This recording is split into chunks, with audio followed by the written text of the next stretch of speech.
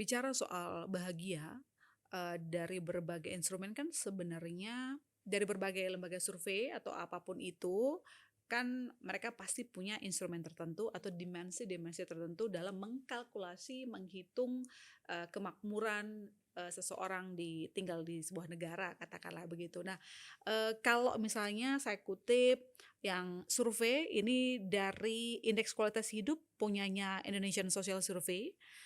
Itu mereka hitung tuh soal kualitas hidup, mulai dari kesejahteraan ekonomi, psikologis, kesehatan, kualitas lingkungan, keamanan, rasa percaya, partisipasi politik.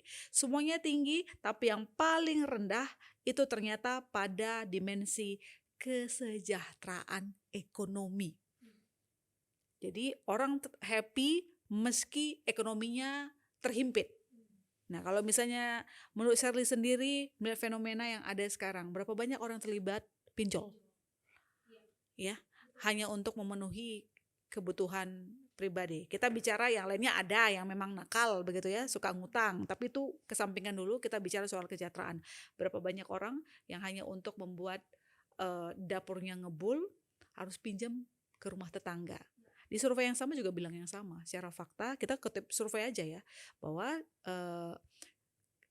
masyarakat kelas bawah itu banyak sekali akhirnya terpaksa minjam uang karena sudah tidak ada uang yang sisa. Artinya masalah finansial menentukan ketenangan batin seseorang kan. Nah, yang kamu lihat sekarang gimana? Apakah memang benar masalah finansial, ketidakmatangan perekonomian seseorang ataupun sebuah keluarga menjadikan hidup mereka tidak bahagia? Wow, ekonomi pasti menjadi salah satu faktornya. Sehingga hadirnya, sebutlah pinjol tadi, itu kalau saya ngelihatnya dua. Pertama adalah kebutuhan, memang kebutuhan dasar, sandang, pangan, bisa jadi papan, atau ada sebagian yang lifestyle. Tapi kalau itu adalah sesuatu yang erat kaitannya dengan kebutuhan dasar, maka justru saya bertanya, di mana negara? Bukankah itu seharusnya dijamin oleh negara? Sally mungkin nggak lama kak, 2 tahun Sally di Australia.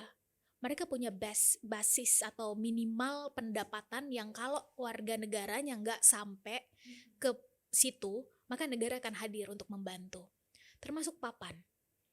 Dan Sally pikir sudah saatnya dalam hal ini kita sebagai negara yang akan menuju ke sana, apalagi ketika kita hari ini mendengar Indonesia 2045 dengan tingkat pertumbuhan ekonomi dan target 8%. target 8%, maka mari melihat ini sebagai sebuah target yang bukan hanya tentang hitam di atas putih atau statistik yang indah untuk dibaca, tapi benar-benar dirasakan dengan cara benar-benar hadir. Karena sebutlah tadi Kak Ilona bilang pinjol. Apakah negara tidak mampu sebetulnya untuk mengeliminasi atau menyelesaikan pinjol itu dari hulu? Shirley pribadi justru melihat adalah sebuah penghinaan kalau kita menganggap negara tidak mampu untuk menyelesaikan urusan pinjol. Karena ini udah tersistematis menurut Shirley ya. Yang kedua adalah tentang mindset masyarakatnya. Ini kan satu hal yang memang punya kebijakan yang satu tanda tangannya bisa mempengaruhi banyak hal sampai ke akar rumput. Yang kedua adalah kita sebagai masyarakat.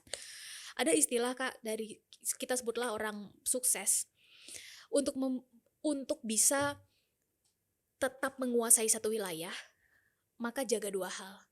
Jaga masyarakatnya untuk tetap bodoh dan jaga perutnya untuk tetap lapar. Jaga mindsetnya untuk tetap berada di bawah rata-rata cara berpikirnya, critical thinkingnya misalnya. Dan yang kedua adalah biarkan kalau perut kan berarti urusan makan, urusan ekonomi kan gitu ya, untuk tetap berada di bawah rata-rata sehingga menurunkan standar misalnya 20.000 per hari. Itu bagi Shirley itu justru menurunkan measurement kita dalam melihat standar kebahagiaan atau standar kita dalam melihat bagaimana suatu negara seharusnya hadir. Itu yang pertama, itu yang kedua. Yang kedua adalah mindset, leher ke atas. Mindset ini kan adalah tentang cara kita berpikir, cara kita melihat realitas, opsi-opsi yang bisa kita ambil yang erat kaitannya dengan pendidikan. Maka Jadi kalau tadi kakak tanya apakah kemudian dengan pinjol yang semakin merajalela dan lain-lain ini negara tidak hadir, justru kondisi ini yang membuat kita semua bertanya, apakah negara tidak mampu menyelesaikan ini? Bicara mindset. Salah satu asimetrisnya kan sekarang adalah pornografi, situs-situs yang akan menyerang langsung cara berpikir dan saraf seorang anak di usia tertentu. Pertanyaannya, apakah negara tidak mampu menutup itu dari kerannya? Shirley pribadi yakin negara mampu. Dengan semua kapasitas alat-alat yang canggih, itu mampu. Tapi pertanyaannya adalah, kenapa ini masih sangat mudah ya bisa diakses oleh mereka yang langsung dalam genggamannya? Ini kan menjadi pertanyaan anomali yang muncul.